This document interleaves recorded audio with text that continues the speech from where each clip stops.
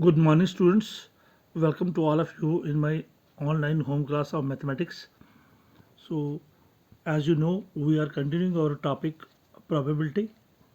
So, जैसा कि आप जानते हैं कि हमारा जो टॉपिक चल रहा है वो है probability. probability में हमने probability का जो concept है इसको डिफाइन किया था. इसके बाद जो स्पेशल टर्म्स थी जैसे कि रैंडम एक्सपेरिमेंट, उसके बाद सैम्पल स्पेस और उसके बाद सैम्पल पॉइंट, इन सबको हमने डिस्कस किया था. और उसके बाद हमने टेक्स्ट बुक की एक्सरसाइज 16.1 को शुरू किया था. तो चलिए आज इसको फिर कंटिन्यू करते हैं. तो कुछ इंपॉर्टेंट क्वेश्चंस लेते हैं. सबसे पहले हमारा जो आज का क्वेश्चन है that is text book exercise 16.1 का क्वेश्चन नंबर 4. तो it is very very important question. तो इस क्वेश्चन में कह रहा है a coin is tossed and a die is thrown, find the sample space. तो ये कह रहा है कि दोनों जो रैंडम एक्सपेरिमेंट्स हैं साइमल्टेनियसली हो रहे हैं. एक कॉइन को थ्रो किया जा रहा है और एक डाई को थ्रो किया जा रहा है. सो चलिए हम देखते हैं कि जब कॉइन को थ्रो करते हैं तो क्या होता है. Solution: when a coin is tossed, total possible outcomes क्या होते हैं? Head and tail. या तो हेड आएगा या टेल आएगा. तो टोटल पॉसिबिलिटी क्या है? दो रिजल्ट आ सकते हैं, या हेड या टेल. तो टोटल आउटकम्स क्या है? 2. और when a die is thrown, जब डाई को थ्रो करते हैं तो आपने लीडो में जो डाई होती है जिसको हम थ्रो करते हैं तो उसमें टोटल पॉसिबल रिजल्ट्स क्या हो सकते हैं? या तो उस डाई के एक फेस पे 1 आएगा, या 2 आएगा, या 3 आएगा, या 4 आएगा, या 5 आएगा, या 6 आएगा. तो total outcomes in case of die वो कितने होंगे? 6. So total outcomes in case of coin कितने होंगे? हेड और टेल 2. और total outcomes in case of die कितने होंगे? 6. सो व्हेन अब साइमल्टेनियसली क्या होगा? When a coin is tossed and a die is thrown, जब कॉइन को टॉस किया जाएगा साथ साथ डाई को थ्रो किया जाएगा तो total number of possible outcomes क्या होंगे? 2 इंटू 6, क्योंकि कॉइन के लिए 2 होंगे और डाई के लिए 6. 2 इंटू 12. तो जितने भी आउटकम्स आएंगे उनको जब हम एक सेट में रखेंगे तो बन जाएगी सैम्पल स्पेस. चलिए हम उनकी सैम्पल स्पेस बनाते हैं. तो sample space S will be equal to, तो जैसे हम कॉइन को थ्रो करेंगे हो सकता है हेड आए, हेड के साथ 1 आएगा, हेड के साथ 2 आ सकता है, हेड के साथ 3, हेड के साथ 4 और हेड के साथ 5 और हेड के साथ 6. ये 6 हो गए. या फिर हेड के साथ टेल के साथ 1 आएगा, टेल के साथ 2 आएगा, टेल के साथ 3 आएगा, टेल के साथ 4 आएगा, टेल के साथ या टेल के साथ 5 आएगा, या लास्ट में टेल के साथ 6 आएगा. तो हेड के साथ भी 1 2 3 4 5 6 और टेल के साथ भी 1 2 3 4 5 6. तो टोटल एलिमेंट्स कितने होंगे? 6 और 6 12, ब्रैकेट बंद. तो जब हमने सारे के सारे एलिमेंट्स को, क्योंकि दोनों एक्सपेरिमेंट साइमल्टेनियसली हो रहे हैं, कॉइन को टॉस किया जा रहा है और डाई को थ्रो किया जा रहा है, तो सैम्पल स्पेस में टोटल एलिमेंट्स कितने आएंगे? 6 एंड 6 12. तो सैम्पल स्पेस कैसे बनती है? जितने भी आउटकम्स या जितने भी एलिमेंट्स होते हैं उनको हम, जो भी रिजल्ट्स होते हैं उनको हम किस में रखते हैं? ब्रैकेट में. तो टोटल 12 रिजल्ट्स थे, 12 आउटकम्स थे, उनको हमने एक सेट में रखा तो बन गया सैम्पल स्पेस. चलिए एक और क्वेश्चन लेते हैं. तो ये था, आज हम सीख रहे हैं कि सैम्पल स्पेसेस कैसे बन रहे हैं. चलिए एक और क्वेश्चन नंबर 6 लेते हैं, which is very very important. 2 boys and 2 girls are in room X and 1 boy and 3 girls are in room Y. तो ये कह रहा है 2 लड़के और 2 लड़कियाँ एक रूम के अंदर है और 1 लड़का और 3 लड़कियाँ दूसरे रूम के अंदर है. जो पहला रूम है वो एक्स है, एक्स के अंदर 2 बॉयज़ एंड 2 गर्ल्स हैं, और दूसरा रूम है वाई, उसके अंदर 1 बॉय और 3 गर्ल्स है. Specify the sample space for the experiment in which a room is selected and then a person. तो हमें सैम्पल स्पेस निकालनी है जिसमें एक रूम होगा और एक बंदा होगा. वो बंदा कौन सा होगा? या लड़का होगा या लड़की. चलिए सोल्यूशन. तो हमारे पास 2 रूम्स हैं. क्वेश्चन क्या है? क्वेश्चन में वो कह रहा है कि हमारे पास there are 2 rooms, one is X and other is Y. In X room there are 2 boys and 2 girls, whereas in Y room there are 1 boy, there is 1 boy and 3 girls. So solution. चलिए जो हमारे x room में है 2 boys, हम उनको B1 B2 कहते हैं. Let B1 B2 be the boys जो एक्स रूम में है and G1 G2 be the girls जो एक्स रूम में है। सो एक्स रूम में जो बॉयज़ हैं उनका नाम B1 B2 रखा, और एक्स रूम में जो गर्ल्स हैं उनको G1 G2 कहा। तो एक्स रूम में टोटल कितने बंदे हैं? 2 बॉयज़ और 2 गर्ल्स, टोटल 4 बंदे हैं।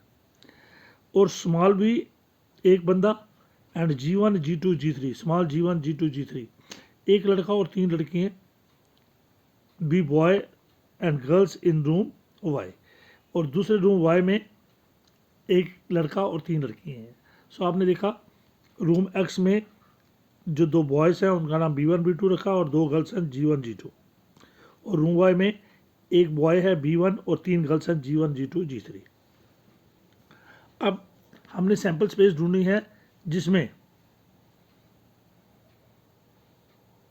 ऐसी सैंपल स्पेस ढूंढनी है जिसमें एक रूम लेना है और एक पर्सन लेना है। तो चलिए,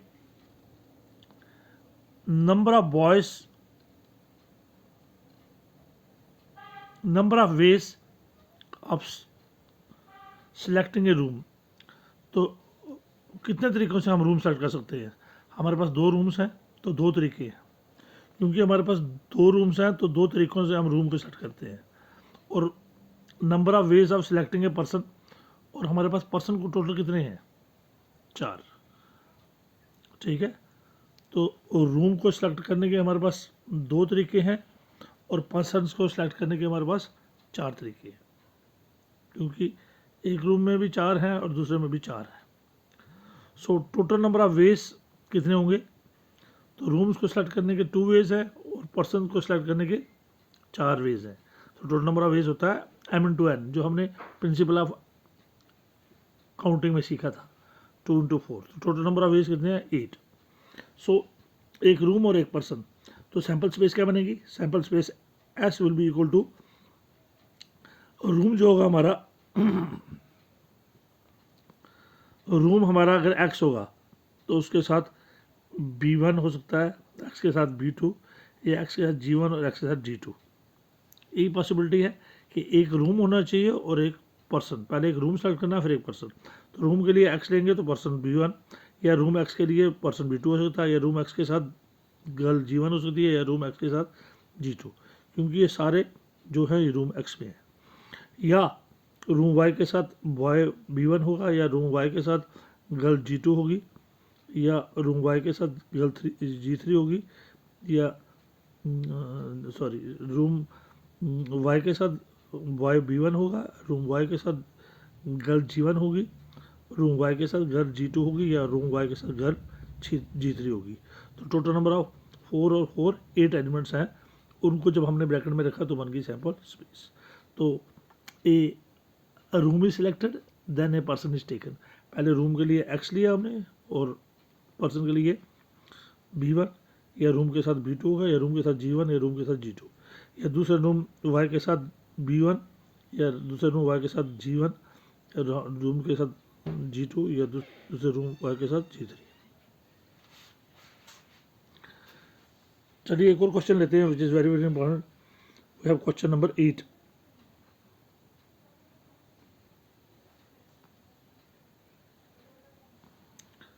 तो इस क्वेश्चन नंबर 8 में कह रहा है, तो सब में हम सैंपल स्पेसिस को फाइंड कर रहे हैं। सैंपल स्पेसिस कैसे होता है? जितने भी आउटकम्स आएंगे उनको हम एक ब्रैकेट में सेट करते हैं, जो सेट बनता है इसको हम सैंपल स्पेस कहते हैं, और इसको डिनोट करते हैं हम ऐसे। A box contains 1 red and 3 identical white balls. 2 balls are drawn in a succession without replacement. Write the sample space for the experiment. तो ये कह रहा है एक बॉक्स है, उसके अंदर बॉक्स के अंदर एक रेड और 3 वाइट बॉल्स हैं। तो बॉक्स के अंदर एक रेड और 3 वाइट बॉल्स हैं। तो बॉक्स के अंदर टोटल नंबर ऑफ कितनी बॉल्स हैं? 4। सो बॉक्स के अंदर टोटल कितनी बॉल्स हैं? 4। एक रेड है और 3 जो हैं वो वाइट है।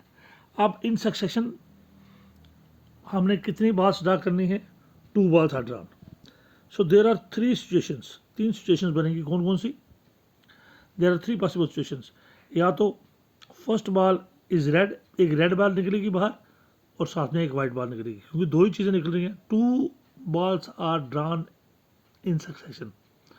तो जब 2 balls ड्रा होनी है सक्सेशन में, तो हो सकता है एक रेड हो और एक वाइट हो, तो रेड के लिए आर, दूसरे के लिए वाइट। दूसरी सिचुएशन है, हो सकता है दोनों एक वाइट हो और दूसरी रेड हो। The first ball is white and second is red. तो फर्स्ट सिचुएशन है, या पहली बॉल रेड होगी दूसरी वाइट, या दूसरी सिचुएशन है या पहली वाइट होगी और दूसरी रेड, दो निकल रही हैं। या तीसरी सिचुएशन में both the balls are white, या दोनों वाइट बॉल्स निकल सकती हैं। तो if S is the sample space then, तो पहली सिचुएशन क्या थी कि या तो आर डब्ल्यू और एक पहली बॉल रेड होगी दूसरी वाइट, क्योंकि दो बॉल्स इन सक्सेशन निकल रही हैं, या पहली वाइट होगी दूसरी रेड, या तीसरी सिचुएशन दोनों वाइट होगी। तो इन तीनों एलिमेंट्स को, तीनों सिचुएशन को जब हम एक ब्रैकेट में रखते हैं तो बन जाती है सैम्पल स्पेस। तो इसके जितने भी क्वेश्चन हैं इस एक्सरसाइज के, इसको आप प्रैक्टिस कीजिए, और कल हम नेक्स्ट जो इसका लेवल है उस पर जाएंगे, इवेंट पे। इवेंट्स क्या होता है, तो अभी तक आपने सीख लिया कि किसी भी एक्सपेरिमेंट में सैम्पल स्पेस कैसे बनाई जाती है। तो इसकी जितनी हो सके इस एक्सरसाइज की प्रैक्टिस कीजिए, और जितना प्रैक्टिस करोगे, practice makes a man perfect. So आपने इस होमवर्क को अच्छे तरीके कीजिए, और जितना हो सके इस सैम्पल स्पेसेस को बनाते जाइए। तो कल हम फिर इसको कंटिन्यू करेंगे। Thank you very much and have a nice day.